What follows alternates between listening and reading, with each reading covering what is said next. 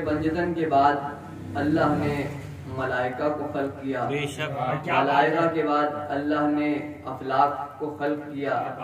अफलाक के बाद अल्लाह ने आदम को खल्क किया, आदम का पुतला बनाया।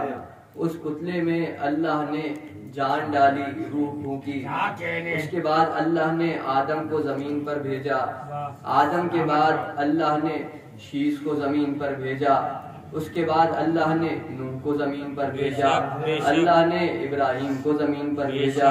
अल्लाह ने इस्माइल को जमीन पर भेजा। अल्लाह ने इस्माइल के बाद मूसा को भेजा, ईसा को भेजा। अल्लाह ने दाऊद को भेजा, सुलेमान को भेजा। 1,23,999 अम्बिया को अल्लाह ने भेजा। हर नबी को भेजने के बाद आखिर में अल्लाह ने अपने इकलौते महबूब मोहम्मद मुस्तफ़ा को जमीन पर भेजा।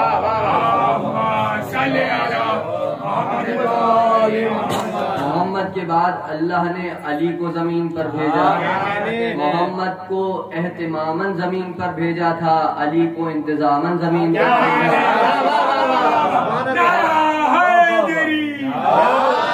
जब अली को अल्लाह ने जमीन पर भेज दिया, उसके बाद अल्लाह ने इकलौती दुख्तरे रसूल, बज़ते रसूल, दुख्तरे नेक अख्तर रसूल की एक इकलौती दुख्तर बज़ते रसूल राज़िया मर्जिया सैयदतन निसाइल आलमीन वल आखिरीन फातिमा ज़हरा को जमीन पर भेजा। और भेजकर अल्लाह ने अपने महबूब की जबान से जिक्र फातिमा ज़हरा करके तफरीक कर दी बरात में और विलायत में।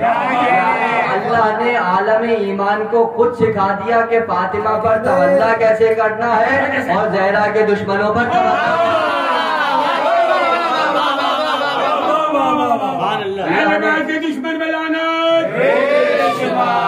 हजरात तशरीफ फरमाए। मौलाना मीसम अब्बास क़िबला हसन साहब तशरीफ फरमाए। मैं तो मशक़ सुखन के लिए तशरीफ लाया हूँ। ज़रा नवाजी है कि बड़े बड़े लोग आकर बैठ जाते हैं। हमारे गयूर साहब तशरीफ फरमाए।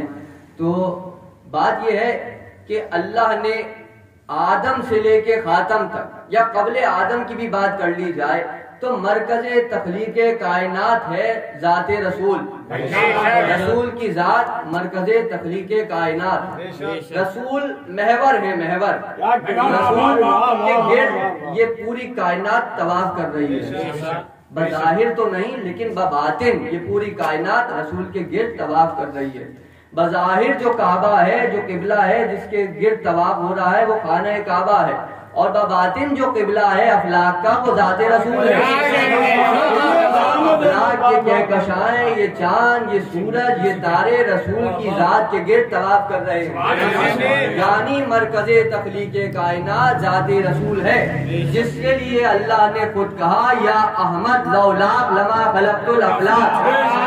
अहमद अगर तुम ना होते तो ये जमीनें ना होती, अगर तुम ना होते तो ये आसमान ना होता, अहमद तुम ना होते तो ये तारे ना होते, अहमद तुम ना होते तो काबा कौसैन ना होते, अहमद तुम ना होते तो सुरैया ना होते, अहमद तुम ना होते तो कुर्सी ना होती, अहमद तुम ना होते तो लौ ना होता, अहमद तुम ना होते तो कलम ना होता, अहमद तुम ना होते तो दरिया ना होते, अहमद तुम ना होते तो समंदर ना होते, अहमद तुम ना होते तो आदम ना होते, अहमद तुम ना होते तो नूह ना होते।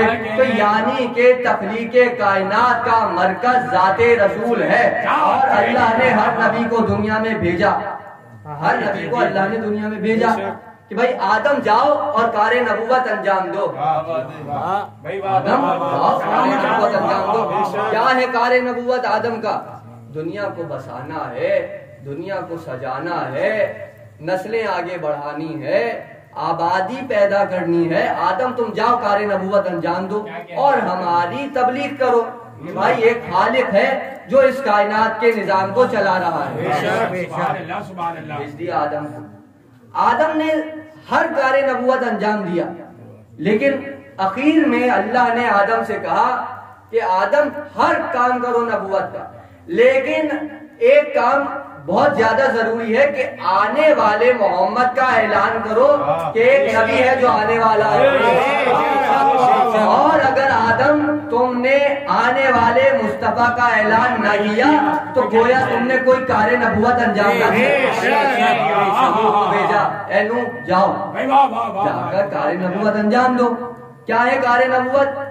भाई कश्ती बनाओ, अपनी कौम को चलाओ, आगे बढ़ाओ, कश्ती नजात है, सबको पूरी उम्मत को जमा करो, उम्मत को बचाओ। लेकिन ऐ नूह, अगर तुमने आने वाले मुस्तफा का ऐलान ना किया तो गोया तुमने कोई कार्य नबूवत अंजाम ना दिया।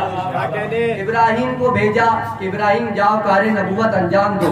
लेकिन अगर तुमने आने वाले मुस्तफा का ऐलान ना किया तो कोई कार्य नबूवत अंजाम ना दिया। ईसा को भेजा, मूसा को भेजा, हारून को भेजा, हर नबी को अल्लाह ने भेज कर कहा कि जाओ, लेकिन अगर तुमने मुस्तफा की नबूवत का ऐलान ना किया तो गोया तुमने कार्य रिसालत अंजाम ना दिया। और उसी मुस्तफा से एक मर्तबा अल्लाह ने कहा है, मुस्तफा अगर अली की विलायत का ऐलान नहीं किया तो कार्य रिसालत।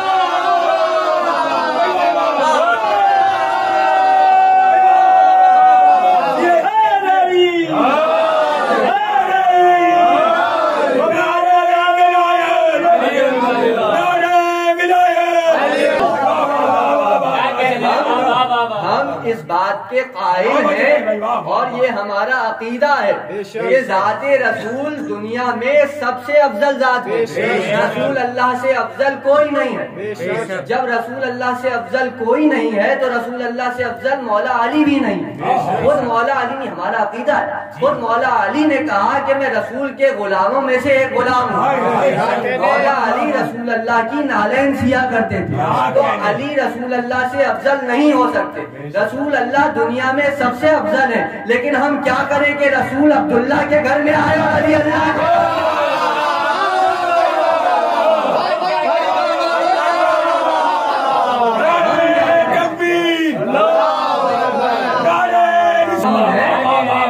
के कवानीन है, अल्लाह बेहतर जानता है। हम सब ये इकरार करते हैं कि रसूल अल्लाह अली से अफजल है, रसूल अल्लाह अली से अफजल है, लेकिन फिर हम क्या करेंगे? रसूल अल्लाह के कदम काबा कौसैन पर और अली के कदम दो शेर।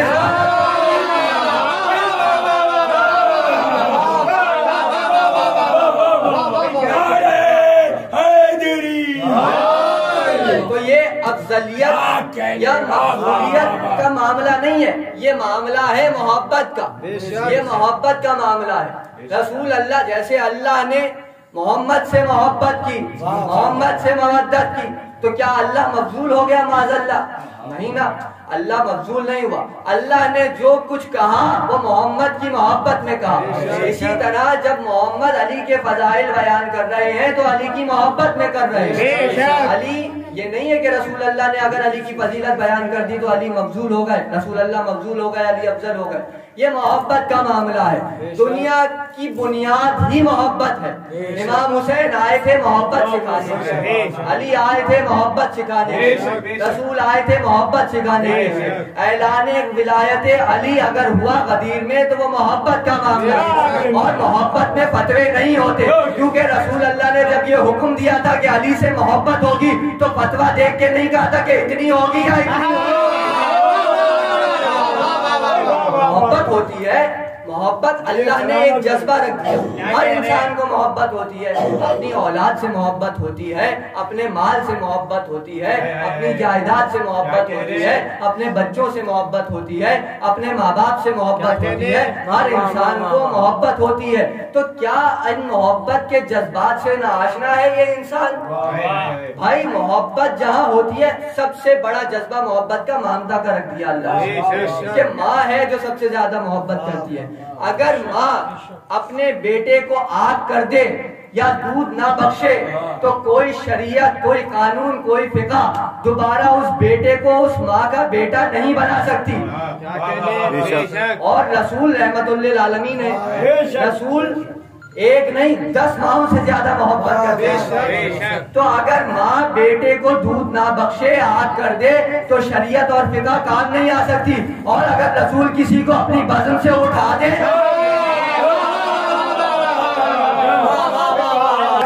बाप अपने बेटे को आग कर दे भाई मैं मिसाल दे रहा हूं और मैं असल बात नहीं बयान करूंगा, इसी मिसाल से आप समझ जाएंगे।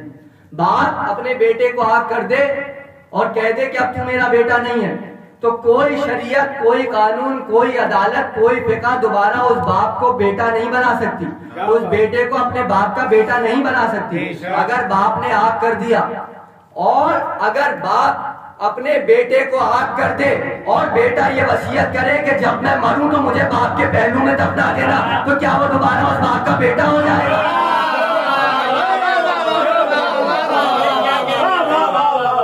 दोबारा वो उस बाप का बेटा नहीं हो सकता। तो ये मोहब्बतें हैं, रसूल अल्लाह है मरकज़े तख्लीक़ कायनात, रसूल की मोहब्बत सब पर वाजिब है। रसूल अल्लाह मसलन मफरूजा है, फर्ज कीजिए मैं जहाँ जिस मंजिल पे लेके आ रहा हूँ, दाद लूं या नहीं लूं, लेकिन मुझे यकीन है दुआ जरूर लूंगा कि बुजुर्ग तशरीफ फरमाए। रसूल अल्लाह मफरूजा, फर्ज कीजिए हमारे यहाँ मफरूजे पर शिरक नहीं होता, फर्ज कीजिए रसूल अल्लाह भी आ गए और रसूल अल्लाह ने कहा कि नमाज नहीं पढ़नी, मसलन रसूल अल्लाह ऐसा क्यों कहेंगे रसूल, लेकिन अगर कह दिया तो आप मुझे ये बताइए कि नमाज पढ़ना गुनाह हो जाएगा या नमाज ना पढ़ना गुनाह हो जाएगा? रसूल कहते भाई रसूल के कहने ही से तो नमाज पढ़ रहे, रसूल ने कहा है नमाज पढ़ो तो नमाज पढ़ रहे। अगर वही रसूल कहते, असलन रसूल ने नहीं कहा होता कि नमाज पढ़ो, कौन पढ़ रहा होता? रसूल ने कहा होता रोजा नहीं रखो, कौन रोजे रखता? हज नहीं बताते रसूल तो कौन बताता? कोई रसूल से बढ़ के था जो आगे बढ़ के कह देता कि भाई रसूल ने नहीं बताया, मैं बता रहा हूँ कि आज कोई आगे बढ़ के कहता भाई रसूल से रह गया था नमाज का हुक्म तो मैं बता रहा हूँ कि नमाज पढ़ो। कोई आगे बढ़ के कहते कि भाई रसूल बताना भूल गए थे, मैं बता रहा हूँ कुरान खड़े होके पढ़ना चाहिए।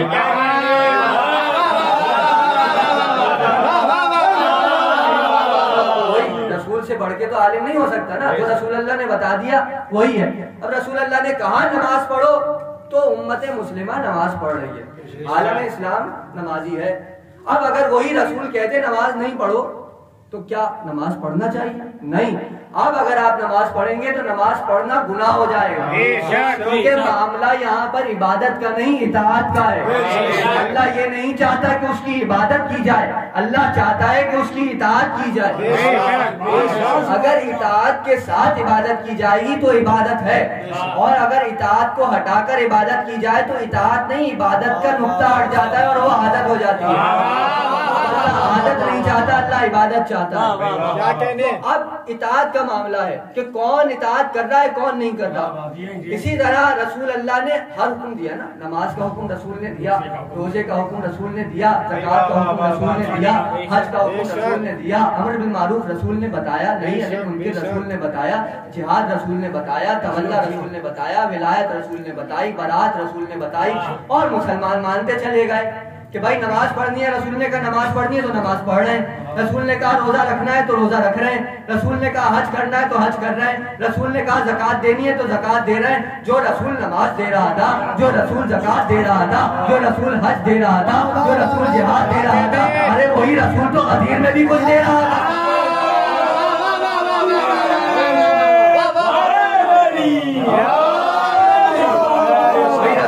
गदीर में भी तो कुछ दे रहा था, सब ले लिया और गदीर का पैगाम छोड़ दिया, तर्क कर दिया। ये मुनसिफाना फैसला नहीं है कि गदीर के पैगाम को तर्क कर दिया जाए।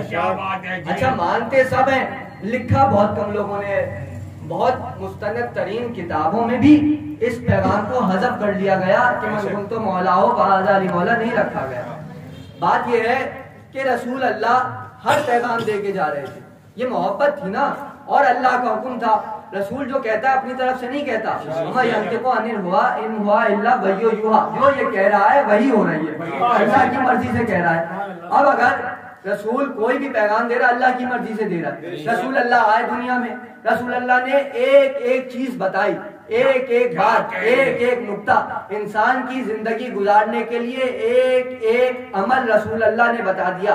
यहाँ तक के रसूल अल्लाह ने बताया सांस कैसे लो, सोना कैसे है, उठना कैसे है, जागना कैसे है, चलना कैसे है, फिरना कैसे है, बात कैसे करनी है, बच्चों से कैसे पेश आना है, बुजुर्गों से कैसे पेश आना है। रसूल अल्लाह ने एक एक अमल बता दिया। सड़क पे चलो तो कैसे चलो, सर झुकाओ तो कैसे झुकाओ, नमाज पढ़नी है तो कैसे पढ़नी है, रोजा रखना है तो कैसे रखना है, हज करना है तो कैसे करना है, ज़कात देनी है तो कैसे देनी है, रोजा किस वक्त खोलना है, नमाज कितने वक्त पढ़नी है, सब रसूल अल्लाह बता के गए। यहाँ तक के रसूल अल्लाह ने ये भी बताया कि हद हो गई ना, हद कि वो रसूल जो अल्लाह की तरफ से आया वो ये तक बता के जा रहा है कि जब बैतुल खुला में जाना है तो दाया कम पहले रखना है या बाया पहले रखना है, दुआ कौन सी पढ़नी है। तो जो रसूल बैतुल खुला में जाने तक के आदाब बता के जा रहा है, क्या वो ये बताए बगैर चला जाएगा कि मेरे बाद मेरा खलीफा कौन है?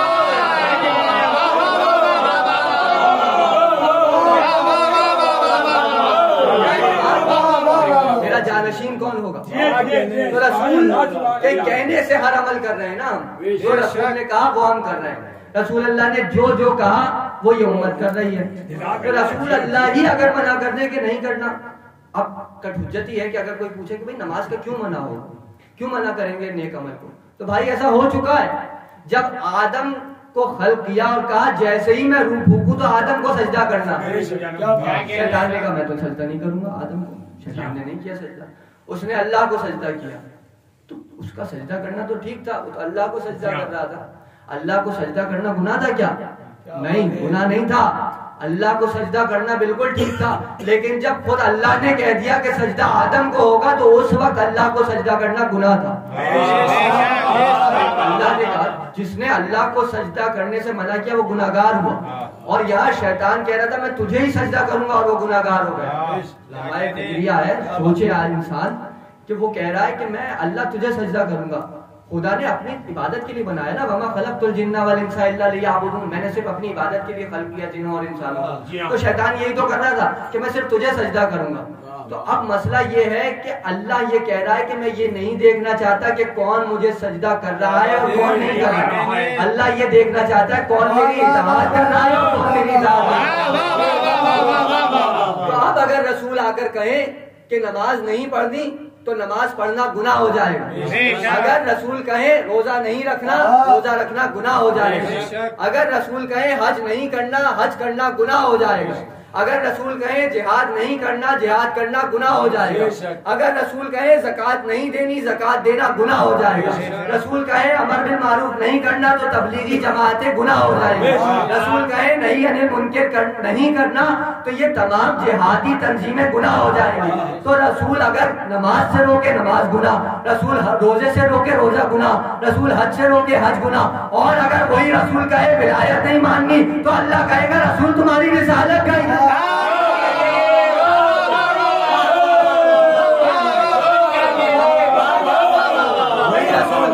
अगर ये कहे कि अली की विलायत नहीं माननी तो अल्लाह कहेगा है रसूल अगर तुमने अली की विलायत ना पहुंचाई तो गोया तुमने कोई कार्य रिसालत अंजाम ना दिया। गोया कि मरकज़े तख्लीक़े कायनात ज़ाते रसूल है और ज़ाते रसूल को जो रिसालत अता की गई उसका मरकज अली की ज़ात है।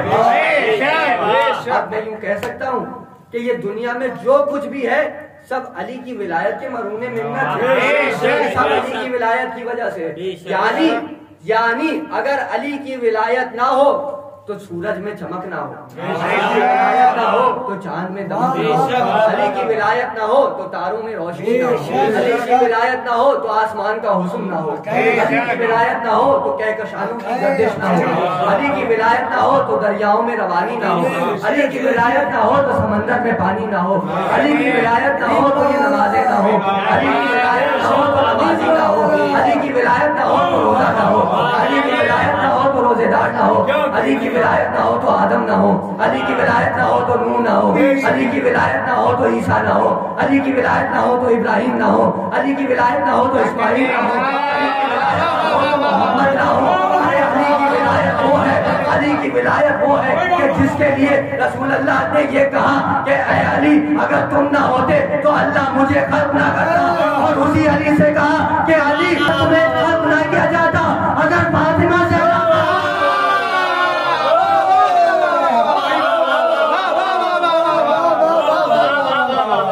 अली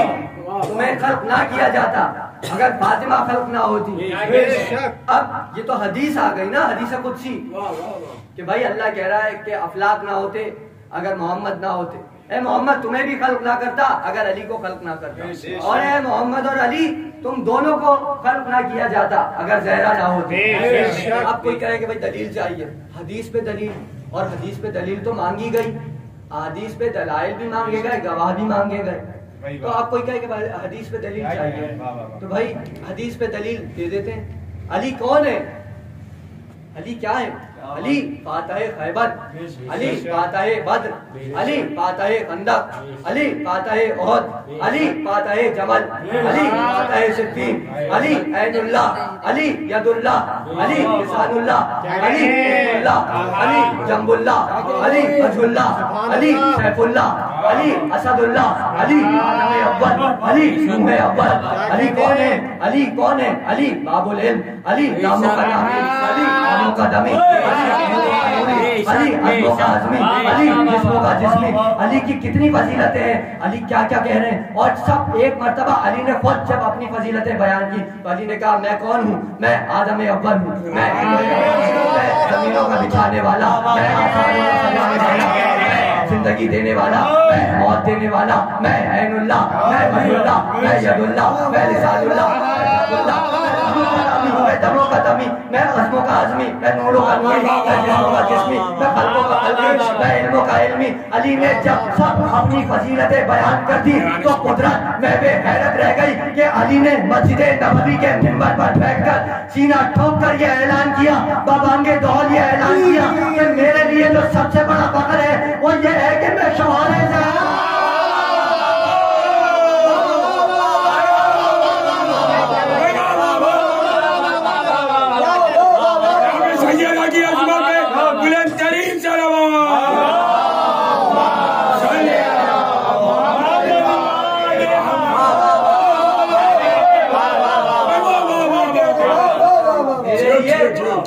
सबसे बड़ी फजीलत ये है कि मैं फातिमा जहरा का शौहर हूँ। कैसे? कैसे? बीबी मतलब बीबी ना होती तो मौला अली ना होते, कैसे? जी हाँ भाई बात यह है कि अली ने इतने फख्र किए, कितने फख्र किए अली ने, सब मैंने अभी फेरिस्त गिनवाई अली के, और इफ्तिखार खुतबा इफ्तिखारिया है, खुतबतुल बयान है, सब मौला अली के खुतबे में सब में मौला अली ने बताया कि भाई मैं कौन हूँ। ये जो लफ्ज़ आना है ना, आना, ये या तो आसमानों वाले अली पर सजा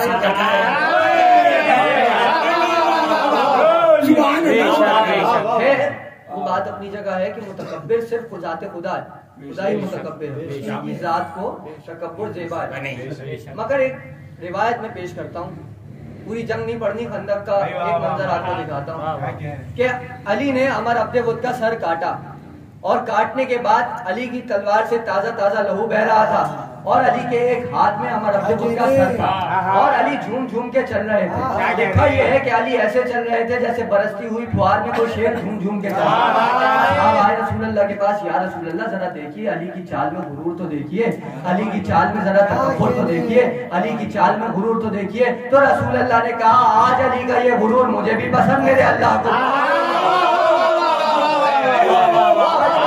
अली का ये गुरूर मुझे भी पसंद, मेरे अल्लाह को भी पसंद। तो अली ने कहा कि भाई मैं ऐनुल्लाह, मैं लिसानुल्लाह, मैं वजहुल्लाह, मैं यदुल्लाह, मैं लिसानुल्लाह, मैं उज़्नुल्लाह, मैं लामो कलामी, मैं नमो कलामी, मैं अज़्मो का अज़मी, मैं जिस्मो का जिस्मी, मैं बाबुल इल्म, मैं रसूल से मिन्नियत पर हूँ। इतने फजाइल अली ने अपने गिनवाए, लेकिन जुमला दे रहा हूँ, लेकिन इतनी फजीलतों में कहीं भी आपको ये नहीं मिलेगा कि अली ने इस पर फख्र किया हो कि मैं एक कौम का खुदा भी हूँ।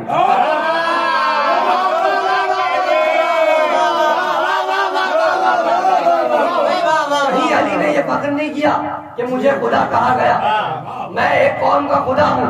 अरे जिस अली की नजर में किसी कौम का खुदा होना अहमियत नहीं रखता, उस अली की नजर में किसी कौम का खलीफा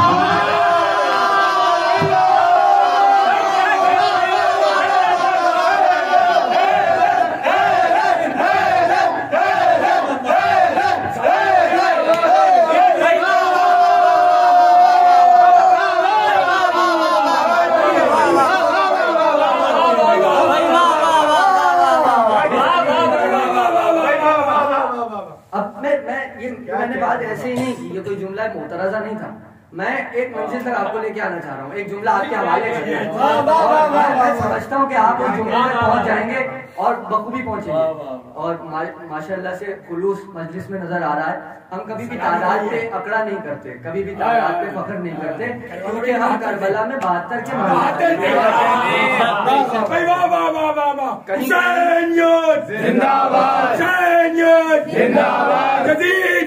भी देखा गया कि भाई मसलन 10 लाख का मजमा है और खामोश बैठा है कि भाई क्या पढ़ा जा रहा है। देखा गया कि 10 15 आदमी बैठे और झूम रहे। तो बात यह है कि जो बानी का खुलूस होता है ना, वो मजलिस में नजर आता है बेशक। और मौला बानियान की तौफीकात में इजाफा फरमाए, न सिर्फ इस मजलिस बल्कि जितने लोग बीबी सैयदा का फर्श बिछा रहे हैं, और सबकी तौफीकात आलिया मजीद इजाफा फरमाए। अली ने ये फख्र नहीं किया कि मैं किसी कौम का खुदा हूँ। नहरवान के बाद जब नुसैर ने अली को खुदा कहा तो अली ने उसको कत्ल कर दिया। देखना मैं कहाँ लेके आ रहा हूँ कि उसको कत्ल कर दिया नुसैर को।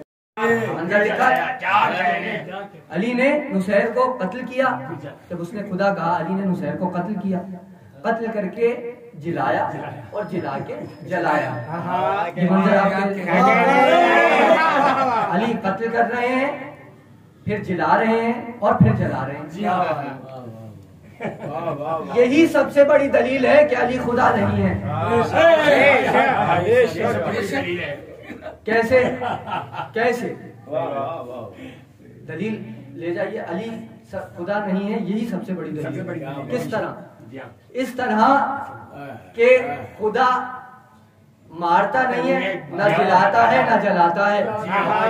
खुदा अगर सामने आ जाए तो इंसान खुद मरता है, खुद उठता है। मूसा ने कहा, परवरदिगार एक झलक दिखा दे। क्या अल्लाह ने मारा था? क्या अल्लाह ने जिलाया था? वो झलक नूर की देखी, वो झलक नूर की देखी। मूसा बेहोश हो गए, बाकी सब मर गए। अली खुद मार रहे हैं, खुद जिला रहे हैं, खुद जला रहे हैं। इसका मतलब है अली खुदा नहीं है। खुदा वो होता है कि जिसे देख के इंसान उसके नूर की ताब ना ला सके, या मर जाए या बेहोश हो जाए। सैयदा जब यहूदी की शादी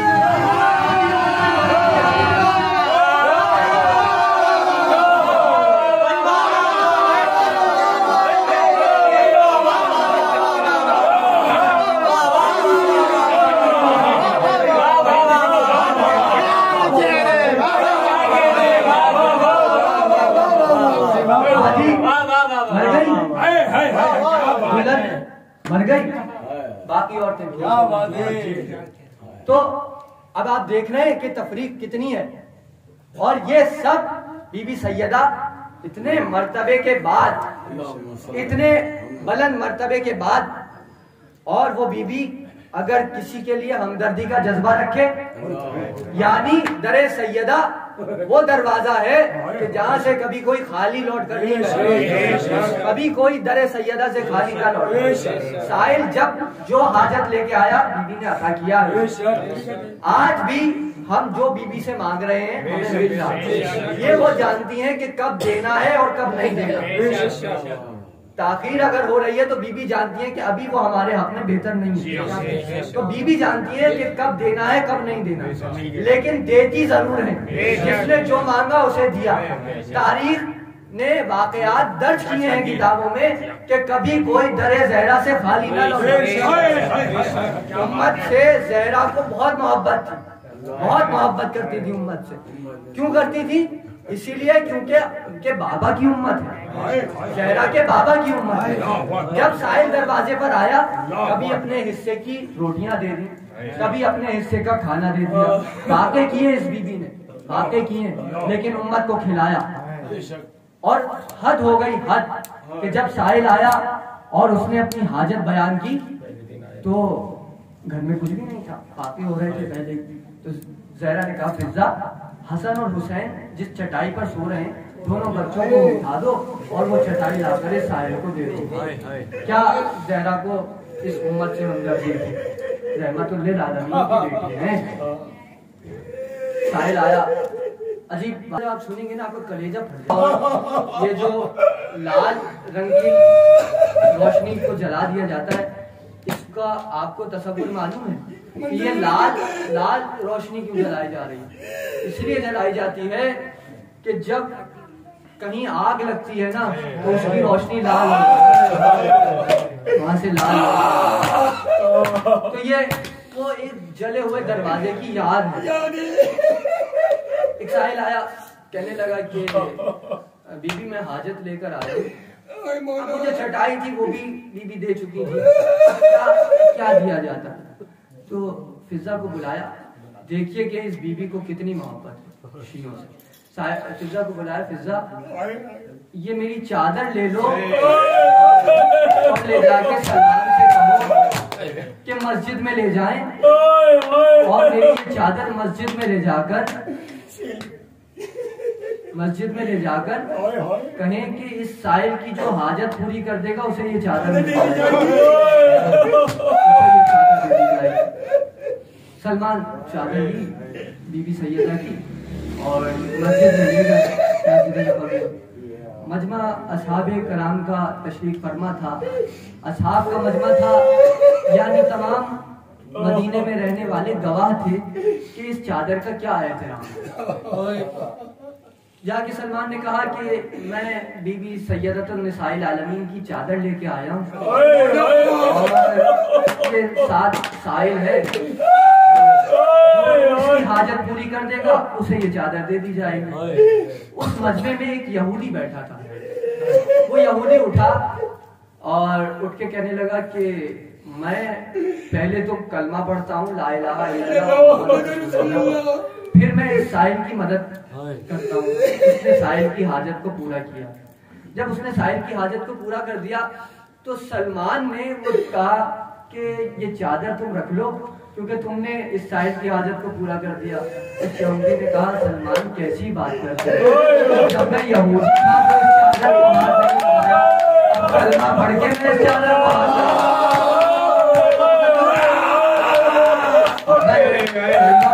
चादर को हाथ लगाऊंगा। कुछ चादर वापस नहीं, कहा ले जाके बीबी को दे दो। जुमला सुनिएगा, सलमान लेके आए, फिजा को चादर दी, फिजा ने वो चादर बीबी तक पहुंचा दी और पूरा माजरा बीबी को बताया कि मस्जिद में क्या माजरा हुआ। आपने भी सुन लिया, मैंने सुना दिया, आपने कैसे सुना और मैंने कैसे सुनाया। चादर की ये ताजीम का माजरा फिजा ने बीबी सैयदा को सुनाया। हाय ये पूरी चादर की ताजीम का माजरा 5 बरस की ज़ैनब खड़ी सुन रही। ये पूरी चादर का एहतराम ज़ैनब सुन रही थी। चादर का ये एहतराम है, इस चादर का ये एहतराम है।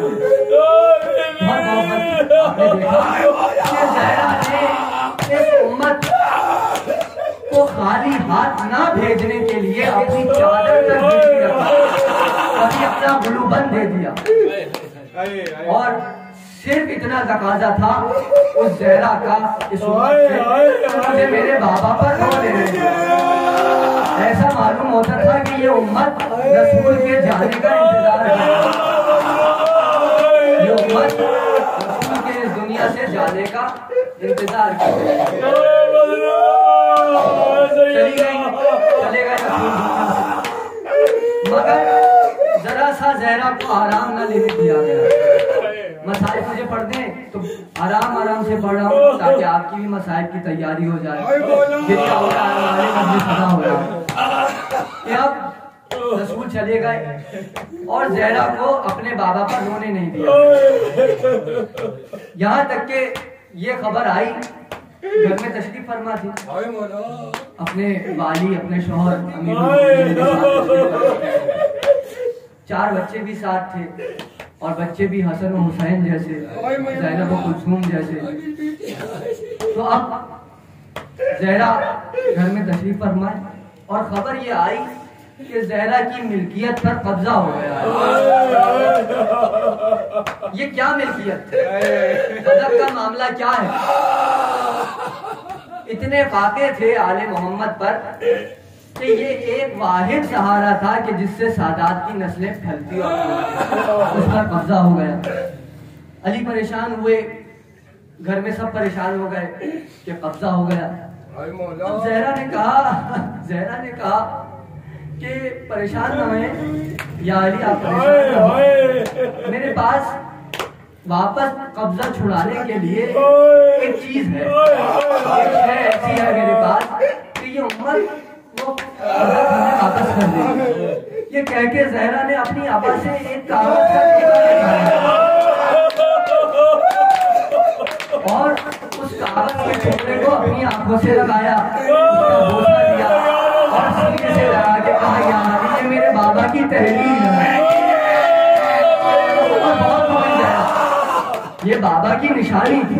गोया ये ज़हरा ने अपने सीने से रसूलुल्लाह की तहरीर नहीं लगाई थी, तुम रसूलुल्लाह को सीने लगाया। ज़हरा ने कहा चले दरबार चलते हैं। हसन हुसैन को लिया, ज़ैनब कुलसूम को लिया और ज़हरा दरबार की तरफ। जैसे ही ज़हरा दरबार में दाखिल हुई तो जिस शहर की शहजादी थी उसी शहर में मुजरिम बना दिया गया, उसी शहर में मुजरिम बना दिया गया। दरबार में दाखिल हुई, 3 घंटे उस दरबार में खड़ी रही कि जिस दरबार का बादशाह सैयदा का बाबा खड़ी रही, तौहीद पर दलाइल दिए, तौहीद पर खुतबा दिया, रिसालत पर खुतबा दिया, अली के फज़ाइल बयान किए और फिर अपने हक की बात की, मगर ज़हरा का हक झुठला दिया। ज़हरा के हक को झुठला दिया। कहा ज़हरा, बीबी क्या तुम्हारे पास कोई गवाह है? ज़हरा ने कहा ये अली मेरे गवाह है।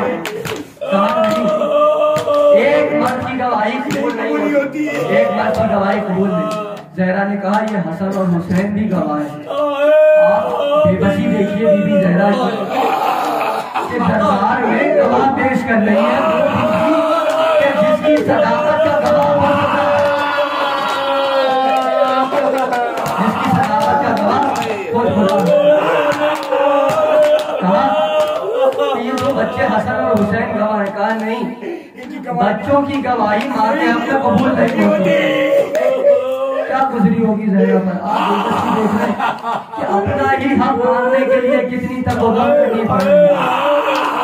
अब ज़हरा ने कहा अच्छा, अब ये मैं ये समझता हूँ कि पहली मर्तबा मैं पढ़ रहा हूँ और पहली मर्तबा आप सुनेंगे, क्योंकि ये वो रिवायत है, ये वो जुमला है जो पढ़ा नहीं जा सकता, इसको पढ़ने के लिए बड़ा कलेजा चाहिए और सुनने के लिए मैं दुआ कर रहा हूँ बीबी से कि मुझे हिम्मत दे दे कि मैं पढ़ सकूं और आप इसको सुन सकें। ज़हरा ने कहा कि अच्छा, तुमने अली की गवाही को झुठला दिया, तुमने हुसैन की गवाही को झुठला दिया, लेकिन अब तुम बड़ी उम्मीदों से, ज़हरा ने कहा अब तुम मजबूर हो जाओगे कि मेरा हक मुझे दे दो। और ये कहकर ज़हरा ने अपने बाबा की तहरीर को निकाला और निकालकर अपनी आंखों से लगाया और कहा ये लो, ये मेरे बाबा की तहरीर है। ज़हरा समझ रही थी कि तहरीर को समझा जाएगा, ज़हरा समझ रही थी कि तहरीर को धोखा दिया जाएगा। जैसे ही तहरीर दी गई तो तहरीर को लेते ही मार दिया गया।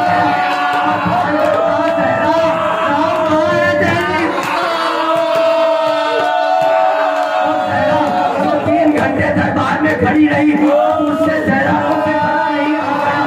ज़हरा जमीन पर गिरी और अपने बाबा की तहरीर के टुकड़ों तक पहुंची जैसे 10 मुहर्रम को हुसैन नासिर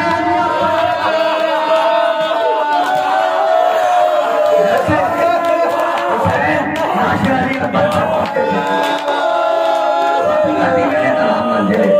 ज़हरा ने कहा फिज़ा मुझे थाम लो, लेकिन फिज़ा मुझे घर नहीं लेके जाना, मुझे पहले मेरे बाबा की कब्र पर ले चलो।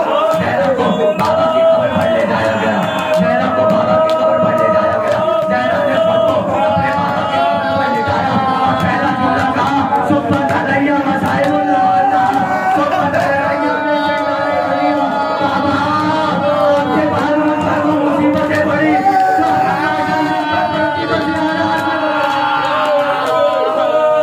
ज़हरा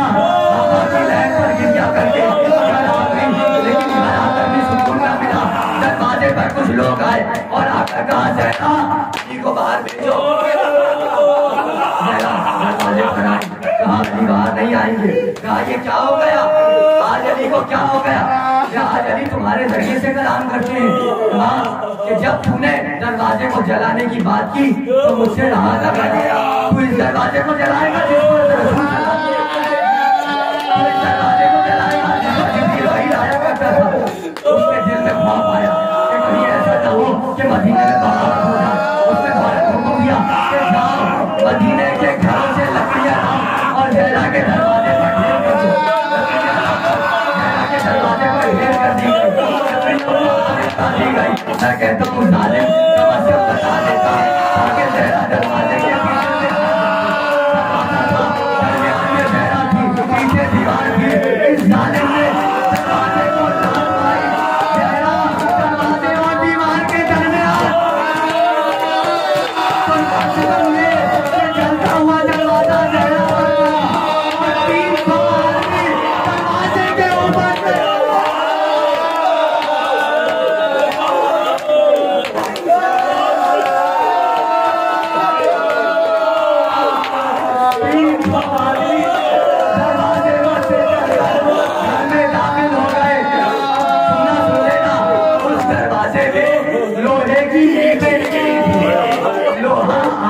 जलकर गर्म हो जाता, जलकर सुर्ख हो रही थी। जब दरवाजा जहरा पर गिरा तो वो जहरा के खैनी में गिर गई। आवाज भी मिलता मेरा मुंह से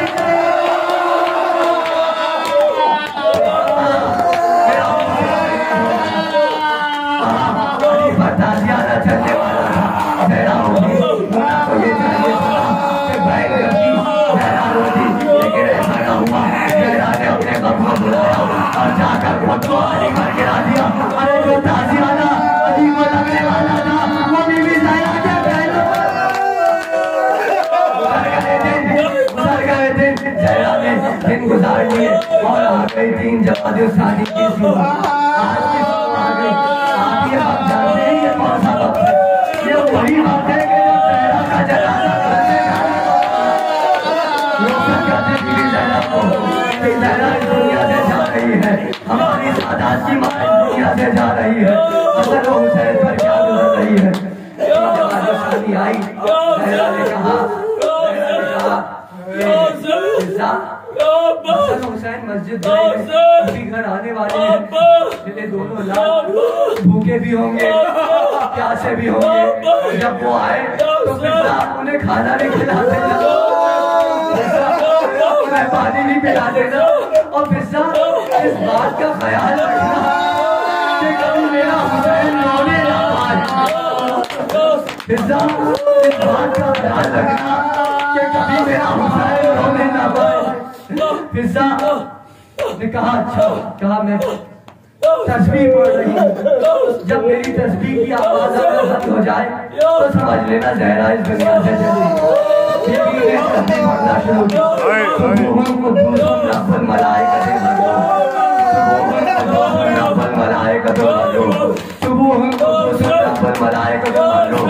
जहरा की आवाज आना बंद हो गई। जहरा की आवाज आना बंद हो गई। देखी कहा लेता है अली ने सर से आवाज़ फेंका। हसन हुसैन घर में दाखिल हुए। हसन हुसैन जैसे ही घर में आए कहा है इंसान ने कहा हैरान कर रही है बीवी जरा पानी पी लीजिए। हुसैन को सीधी लो।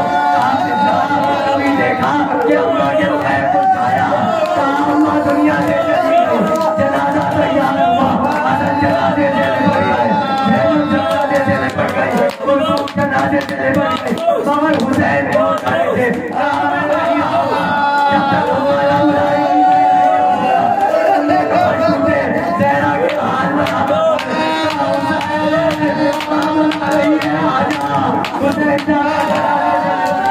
जनाजा चला। जनाजा घर से चला। अब जब जनाजा चला तो हर बीवी ने रुखसत किया। जब जनाजा घर से चला तो 5 बरस की ज़ैनब अरे चादर ओढ़े हुए जनाजे के पीछे पीछे आई। जनाजे के पीछे पीछे आई। जनाजी ने कहा कि ज़ैनब जाओ घर में चली जाओ। अरे ज़ैनब मैं नहीं चाहता कि मौजूदगी में ज़ैनब तुम तारीख रात नहीं बाहर आओ। अली से दस्ते अदब छोड़कर, या अली आज ज़ैनब से